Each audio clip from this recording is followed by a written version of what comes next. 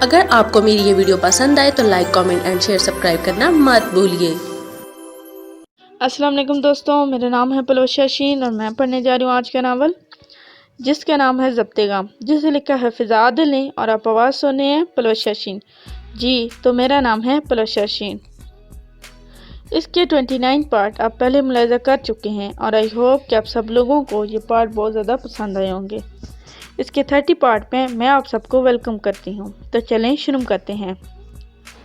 تیاریاں پرجوش انداز میں ہو چکی تھی، بس وین کے آنے کا انتظار تھا۔ وہ سب اپنے اپنے سوٹ کیس بائے رکھے دین کے منتظر تھے۔ ارے ابھی تک کیوں نہیں آیا وین والا؟ پتہ کرو خاور، کہیں جہاز اڑ ہی نہ جائے، نانو نے پریشانی سے پوچھا۔ بس نانو پہنچنے والا ہے، ابھی میری بات ہوئی اس سے، آپ ٹینشن نہیں لیں، جہاز کے اڑنے میں ابھی بہت وقت ہے، پہنچ جائیں گے، خاور نے جواب دیا۔ اچھا میں تو چل کر پلنگ پر بیٹھتی ہوں، وہ آیا تو مجھے بتا دینا۔ نانو چل کر لان میں بیٹھ گئیں۔ کشور اور شبانہ بھی ان کے پاس چل کر بیٹھ گئیں۔ کچھ ہی دیر میں مریم بھی اپنا سوٹ کیس اٹھائے باہر نکل آئی۔ اتنے میں وین کا ہارن سنائی دیا۔ چلیں جی آ گیا وین والا، خاور نے گیٹ کھولا۔ وہ اور منیر دونوں سوٹ کیس اٹھا کر اس میں رکھنے لگے۔ لو بھائی تیاریاں تو دیکھو ان کی، جیسے مری نہیں بلکہ کسی شادی پر جا رہی ہوں، اس نے ماں کا سوٹ کیس اٹھاتے ہوئے ہنس کر کہا۔ منیر بھی ہنس دیا۔ وہ چاروں بھی اٹھ کر آ چکی تھی۔ سیلفی سٹک تو رکھ لی تھی نا؟ نانو نے خاور سے پوچھا۔ نانو کی بات پر سب کا ایک ساتھ کہکا نکلا۔ لو بھائی میں تصویر نہیں بناؤں گے، نانو نے سب کو گھورا۔ جی نانو بنائیں گے اور رکھ لی تھی سیلفی سٹک، منیر نے جواب دیا۔ ہاں اچھا کیا، یہ پاگل ایسے ہنس رہے ہیں جیسے میں نے کوئی لطیفہ سنا دیا۔ چل پتر مجھے پکڑ کر گاڑی میں بٹھا، انہوں نے منیر سے کہا۔ وہ اپنی ہنسی ضبط کرتے ہوئے نانو کو بازو سے پکڑ کر فرنٹ سیٹ پر بٹھانے لگا۔ اس کے بعد سب نے باری باری اپنی سیٹ سنبھال لی۔ خاور نے گھر کے دروازے لاک کیے۔ مین گیٹ لاک کرنے کے بعد وہ بھی وین پر چڑھ کر بیٹھ گیا۔ گھر سے ایئرپورٹ تک سب نے مل کر بہت ہلا گلا کیا۔ اس کے بعد جہاز کا سفر آرام سے ہی گزرا تھا۔ اسلام آباد پہنچے تو وہاں پہلے سے کوسٹر ان کی منتظر تھی۔ انہوں نے اسلام آباد میں ہی دن کا کھانا کھایا، وہاں کی کچھ مشہور جگہوں کی سیر کی۔ شام 7 بجے تک ان کی گاڑی مری روڈ پر رواں تھی۔ رات 9 بجے کے قریب وہ لوگ مار روڈ پر پہنچے۔ وہاں خالو نے ایک 5 اسٹار ہوٹل میں 3 کمرے بک کروائے، ایک اپنا اور شبانہ بیگم کے لیے، ایک میں مریم، کشور بیگم اور نانو رکیں گی، جبکہ ایک منیر اور خاور کے لیے۔ دن بھر کے لمبے سفر میں اب بھی وہ تھک چکے تھے۔ کمرے میں پہنچتے ہی سب اپنی اپنی جگہوں پر ڈھیر ہو گئے۔ پی سی ہوٹل بھور بن مصنوعی روشنی میں نہا رہا تھا۔ لان میں معمول سے ہٹ کر ارینجمنٹس جاری تھے۔ ان کو مری پہنچے تیسرا دن تھا۔ آج صبح ہی وہ مری سے بھور بن آئے تھے۔ یہ جگہ خالو کو بہت پسند تھی۔ ان کو جب بھی نادران ایریاز میں آنے کا موقع ملتا تو وہ بھور بن ضرور آیا کرتے تھے۔ خاور اور منیر دونوں نے مری کے بعد اب بھور بن پہنچ کر بھی خوب ہلکا گلا کیا تھا، خوب سیلفیاں بنائی تھی۔ وہ دونوں تھک کر شام ہوٹل واپس لوٹے تو وہاں کے پر زوردار ارینجمنٹس دیکھ کر کچھ حیرت میں مبتلا ہوئے۔ لگتا ہے کسی نے یہاں کوئی پارٹی ارینج کر رکھی ہے، خاور نے دل ہی دل میں سوچا۔ وہ دونوں اپنی کمرے میں آ گئے اور چینج کرنے کے لیے کپڑے نکالنے لگے۔ اتنے میں کشور بیگم ہاتھ میں 3 پیس سوٹ لیے اندر داخل ہوئیں۔ خاور کے ہاتھ میں جینس اور ٹی شرٹ دیکھ کر انہوں نے فوراً اس کے ہاتھ سے لے لی۔ یہ لو، یہ پہنو اور جلدی سے تیار ہو کر نیچے آ جاؤ، انہوں نے خاور کو سوٹ تھماتے ہوئے کہا۔ وہ کس لیے؟ تم تیار ہو جاؤ پھر بتاتی ہوں۔ وہ اسے سوٹ پکڑا کر باہر نکل گئی۔ مگر امی اتنی ٹھنڈ میں صرف یہ سوٹ کیسے پہنوں گا؟ اس نے پیچھے سے آواز لگائی۔ ویسے ہی جیسے میں پہنوں گی، منیر بھی اب اپنے ہاتھ کے جانب اشارہ کرتے ہوئے بولا، ہائے مگر یہ سب کیا ہے؟ کوئی بتائے گا مجھے؟ پتہ نہیں یار، مجھے خود نہیں پتہ۔ مجھے بھی مما دے کر گئی ہیں اور کہہ کر گئی ہیں کہ یہ ایک سرپرائز ہے۔ چلو اب جلدی سے ریڈی ہو جاؤ تاکہ جلدی پتہ چلے کہ سرپرائز کیا ہے۔ مجھے تو بہت بے چینی ہو رہی ہے، اس نے کہا کر مجبوراً وہ سوٹ اٹھا کر ڈریسنگ روم کی جانب چل دیا۔ وہ گلابی رنگ کا مدار سوٹ پہنے ڈریسنگ ٹیبل کے سامنے بیٹھی میک اپ کر رہی تھی۔ یہ نفیس گوٹا کناری والا سوٹ اس کے لیے اس کو خالہ نے اپنے ہاتھوں سے تیار کیا تھا۔ ہلکے پھلکے میک اپ کے ٹچ نے اس کے حسن کو مزید نکھار دیا تھا۔ وہ اس وقت کمرے میں اکیلی تھی۔ تیار ہونے کے بعد وہ اسی طرح ڈریسنگ ٹیبل کے سامنے بیٹھی اپنے آپ کو شیشے میں دیکھ رہی تھی۔ سوچ رہی تھی، خاور یہ اعلانیہ منگنی یقیناً تمہارے دل میں آئے ہر فالتو گمان کو نکال باہر کرے گی۔ تم بچپن سے ہی میرے ہو، تم کسی اور کے کیسے ہو سکتے ہو؟ وہ چشمے تصور میں خاور سے ہم کلام تھی۔ پھر فوراً مناہل کی تصویر اس کی نگاہوں میں گھومی۔ مناہل بی بی، تمہیں میں اس طرح خاور کی زندگی سے نکال کر باہر کروں گی جیسے مکھن سے بال نکلتا ہے۔ یہ سوچتے ہی ایک طنز بھری مسکان اس کے لبوں کو چھو گئی۔ خاور اور منیر تیار ہو کر گراؤنڈ میں آ گئے۔ خاور نے دیکھا تھا کہ سب کے چہروں پر عجیب سی خوشی تھی۔ نہ صرف اسے سب ہی عجیب طرح سے پروٹوکول دے رہے تھے جیسے وہ وقت آ گیا ہو بڑھ رہا تھا۔ سب کے چہروں پر بے تحاشا خوشی دیکھنے کے باوجود بھی خاور کے دل میں نہ جانے کیوں کچھ بہت غلط ہو جانے کا خدشہ انگڑائی لے رہا تھا۔ وہ سمجھ نہیں پا رہا تھا کہ ایسا کیا ہے۔ گراؤنڈ میں کافی رش لگ چکا تھا۔ ہوٹل میں اسٹے کرنے والے 3-4 فیملیز اکٹھی ہو چکی تھیں۔ 5-6 کپل اس طرح پارٹی انجوائے کر رہے تھے کہ وہ ان سب کا جائزہ لیتے ہوئے ایک جانب رکھے صوفے پر بیٹھ گیا۔ یوں نہیں بیزاری سے ارد گرد دیکھتے ہوئے اس کی نظریں ایک کپل پر جا کر ٹھہر گئیں۔ وہ انہیں دیکھنے لگا۔ وہ دونوں بہت خوبصورت سے اس وقت ایک کونے میں کھڑے باتیں کر رہے تھے۔ لڑکی نے سیاہ رنگ کی شلوار قمیض پہن رکھی تھی جس پر سیاہ رنگ کی ہی گرم جرسی تھی۔ اس نے سر پر بہت سلیقے سے دوپٹہ کیا ہوا تھا۔ ہلکا پھلکا میک اپ اس کی شخصیت کو بہت دلکش بنا رہا تھا۔ وہ بالکل نیو میرڈ کپل لگ رہے تھے۔ لڑکی اپنے شوہر کی کسی بات پر مسکرا رہی تھی۔ اس کا شوہر پیار بھری نظروں سے اسے ہنستے ہوئے دیکھ رہا تھا۔ خاور کی سوچوں میں ایک تصویر رقص کرنے لگی، مناہل کی تصویر۔ تقریب میں وہ بیزاری سے ہی بیٹھا تھا مگر ان دونوں پر نگاہ پڑتے ہی اس کی ساری بیزاری جاتی رہی۔ اس طرح میں اور مناہل بھی ایک دن یہاں اپنا ہنی مون منانے آئیں گے۔ اس نے دل ہی دل میں سوچا، نہیں میں مناہل کو یہاں نہیں لے کے آؤں گا، ہم تو سوئٹزرلینڈ جائیں گے۔ میں کوشش کروں گا میں اس قابل ہو جاؤں کہ مناہل کو ہنی مون پر ورلڈ ٹور پر لے جاؤں۔ وہ مستقبل کی پلاننگ کرنے لگا تھا، پھر اپنی سوچ پر مسکرا دیا۔ تم یہاں بیٹھے مسکرا رہی ہو، میں تمہیں وہاں ڈھونڈ رہی ہوں۔ اٹھو چلو میرے ساتھ۔ کشور بیگم اس کے سر پر کھڑی تھیں۔ اس نے بنا کوئی جواب دیا سر تا پا انہیں دیکھا۔ انہوں نے اس وقت فیروزی رنگ کا مدار ساڑی پہن رکھی تھی جو بہت خوبصورت تھی۔ نہ صرف انہوں نے میک اپ بھی کر رکھا تھا، خاور نے شاید اپنی ماں کو زندگی میں پہلی بار اتنا تیار ہوئے دیکھا تھا۔ امی یہ آپ کیا؟ میرا مطلب ہے آپ نے اتنا میک اپ کیوں کر رکھا ہے؟ کس کی شادی کی تقریب تو ہے نہیں؟ سب لوگ اپنے کیجول ڈریسز میں آئے ہیں، لوگ ہمیں دیکھ کر ہنسیں گے۔ کہاں سے پینڈو آ گئے بیابان میں، جیسے برفیلے اور یخ بستہ پہاڑوں پر شفون کی ساڑیاں اور میک اپ لیپ لگائے پھر رہے ہیں۔ اٹھ کر کشور بیگم کے ساتھ چل پڑا۔ وہ کہنا نہیں چاہتا تھا مگر نہ جانے کیوں اسے ماں کا یوں اس طرح تیار ہونا بہت پریشان کر گیا۔ واقعی ہی بہت عجیب سرپرائز تھا جو ایک کے بعد ایک نئے وسوسے میں اس کو مبتلا کیے جا رہا تھا۔ اگر کوئی اور موقع ہوتا تو اس میں کمپلیمنٹ پر کشور بیگم یقیناً اسے ڈانٹ دیتی، مگر وہ ایک ہی سانس میں کی گئی اس کی گفتگو پر کھلکھلا کر ہنس پڑی۔ وہ چلتے ہوئے مین ٹیبل پر پہنچ گئیں۔ شیشے سے بنے گول میز کو پھول پتیوں اور پھلجھڑیوں سے سجایا گیا تھا۔ گلاب اور موتی کی تازہ پھولوں کی مہک اس کی نتھوں میں اتری تو وجود تک میں تازگی بھرنے لگی۔ اس نے ضرور سوچا ہوگا اس یک بستہ موسم اور سنگلنگ پہاڑوں میں کہ جنہیں برف نے اپنے سفید چادر سے ڈھکا ہوا تھا، یہ تازہ پھول کہاں سے آئے ہوں گے؟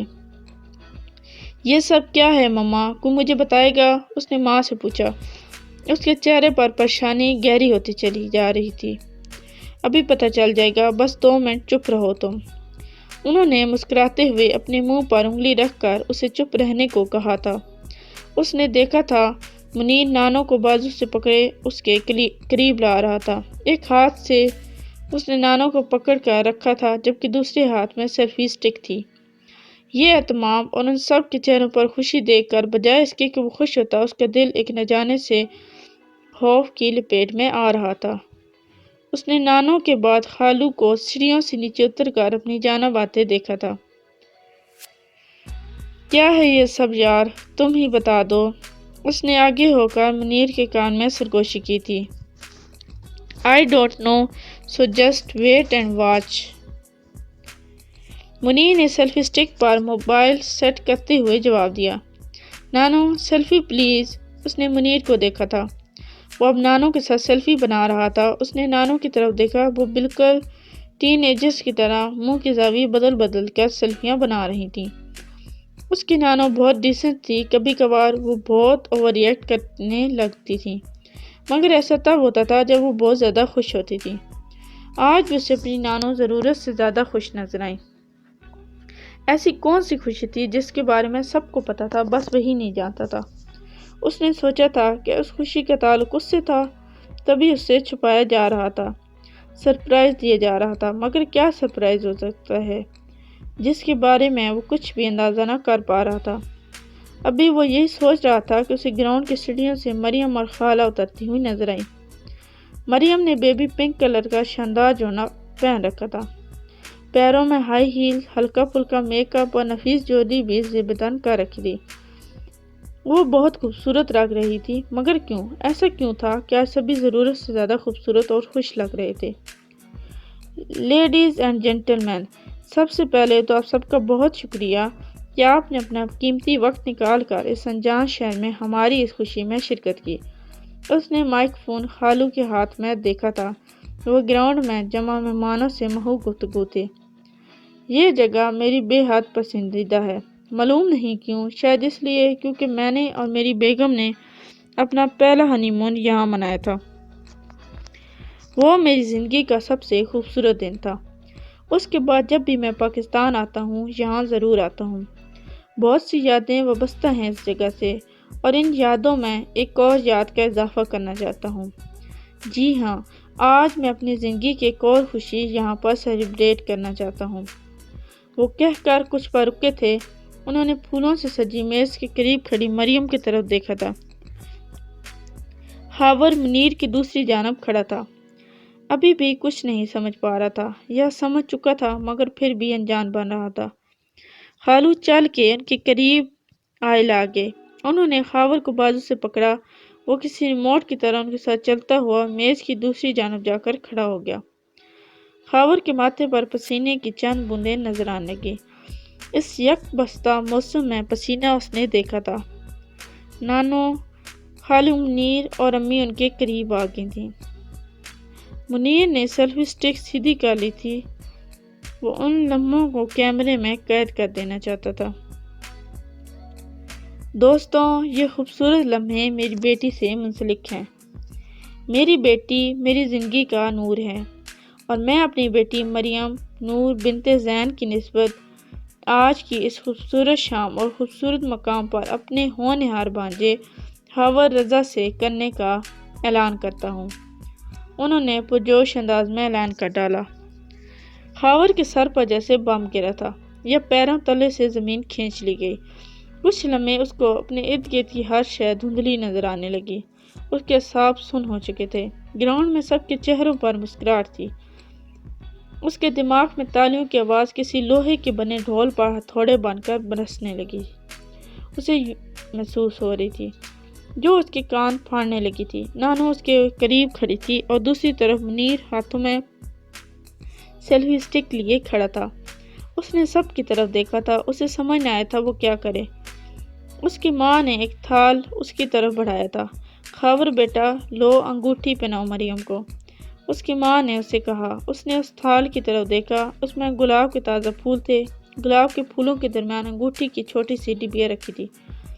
اس نے انگوٹھی کی طرف دیکھا تھا، انگوٹھی بھی ایک نگ تھا۔ وہ یوں اچانک اس مقام پر کھڑا ہو جائے گا اس نے کبھی نہیں سوچا تھا۔ وہ کچھ سوچ بھی نہیں سکتا تھا، اس نے بس یہی سوچا تھا کہ اس کے خالو اس پر بہت سے احسانات ہیں۔ وہ کبھی بھی ان کے بارے میں ایسا خیال اپنے دماغ میں لا کر خود کو ان کی نظروں میں نہیں گرانا چاہتا تھا۔ وہ خود کو اس قابل نہیں سمجھتا تھا کہ ان کی اکلوتی بیٹی کا راحت سفر بن سکے، کبھی نہیں سوچا تھا۔ وہ ان کے احسانوں تلے دبا ہوا تھا، مگر اس نے یہ بھی کبھی نہیں سوچا تھا کہ وہ ان احسانوں کے ملبے تلے اس حد تک دب جائے گا کہ اپنی زندگی کے اتنے بڑے فیصلے پر وہ اف بھی نہ کر پائے گا۔ لو بیٹا مریم کو انگوٹھی پہناؤ، کشور بیگم کو اس نے کہتے سنا تھا۔ ساتھ ہی اس نے نانو کی ہنسی کی آواز سنی تھی۔ میرا بچہ واقعی ہی سرپرائز ہو گیا، نانو نے ہنس کر کہا۔ ہاں وہ واقعی ہی سرپرائز ہو چکا تھا، مگر وہ سرپرائز یہ بھی ہو سکتا تھا اس نے کبھی نہیں سوچا تھا۔ اس نے بے بسی سے اپنی ہنستی ہوئی ماں کو دیکھا جو ہاتھ میں انگوٹھی لیے اس کو دیکھ رہی تھی، ہنس رہی تھی۔ وہ بہت خوش تھی، اس نے زندگی میں پہلی بار اپنی ماں کو اس طرح خوش دیکھا تھا۔ اس کی نظر پھر سے انگوٹھی پر تھی، وہ ایک نازک سی گولڈ رنگ تھی جس میں سفید رنگ کا چھوٹا سا نگینہ لگا ہوا تھا۔ اس نگینے پر اس کی نظر رک چکی تھی، مگر اس کے ہاتھ جیسے بے جان ہو چکے تھے۔ اسے انگوٹھی کے نگینے میں مناہل کا ہنستا ہوا چہرہ نظر آ رہا تھا۔ پھر نہ جانے کیسے اس نے ہاتھوں میں جان کی، اس نے ہاتھ بڑھا کر انگوٹھی کو پکڑنا چاہا تھا، مگر انگوٹھی کے نگینے میں مناہل کا عکس ہنستے ہنستے رونے لگا تھا۔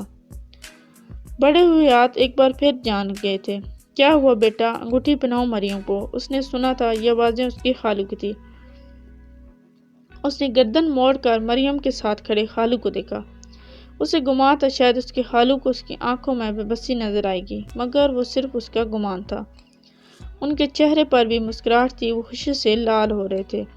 اس نے اپنے ارد گرد لوگوں کو چمکتا محسوس کیا، سب منتظر تھے کہ وہ انگوٹھی اٹھائے اور مریم کو پہنائے۔ اس نے ہاتھ بڑھا کر انگوٹھی اٹھا لی تھی۔ ہاتھوں میں لرزش، دکھ، غم، پچھتاوا، بے بسی اور نہ جانے کیا کیا تھا۔ اس کی حالت اس وقت کوئی جان نہیں سکتا تھا۔ مریم نے ہاتھ آگے کیا تھا اور کوئی سمجھے نہ سمجھے مریم اس وقت اس کی حالت سمجھ رہی تھی۔